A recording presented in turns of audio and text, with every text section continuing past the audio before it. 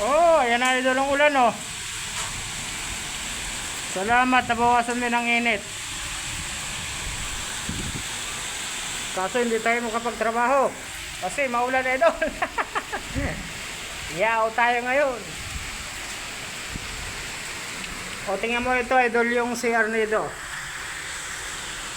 Oh. Tingnan mo naman idol, may nyug sa gitna ng CR oh. Oh. Oh, tingnan mo idol. Ano? Saan ka nakakita ng CR na may puno ng nyug sa gitna oh? Dito pala makakita niya idol. Oh, natulo din yung tubig dito. Nauga yung nyug oh. Lakas ng hangin sa ulan.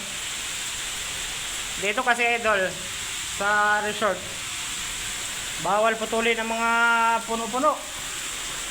Kaya yan, ginagawa na lang ng paraan yung mga puno ng nyug. O, tingnan mo. CR sa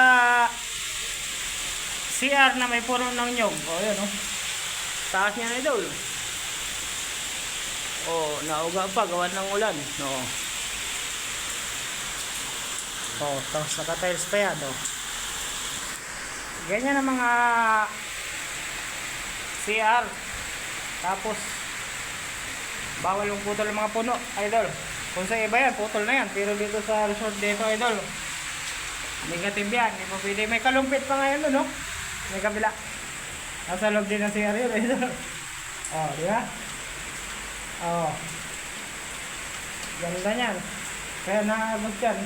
Okay lang naman tumulo yan. CR naman yan eh. Ayusin lang ito din. Ayusin lang yan. Diba? Kakaibang CR sa Pilipinas. Oh, yung mga outlet niya, no? Yung mga ano, buko. Mga floor drain, yun, no? Oh, diba? Oh.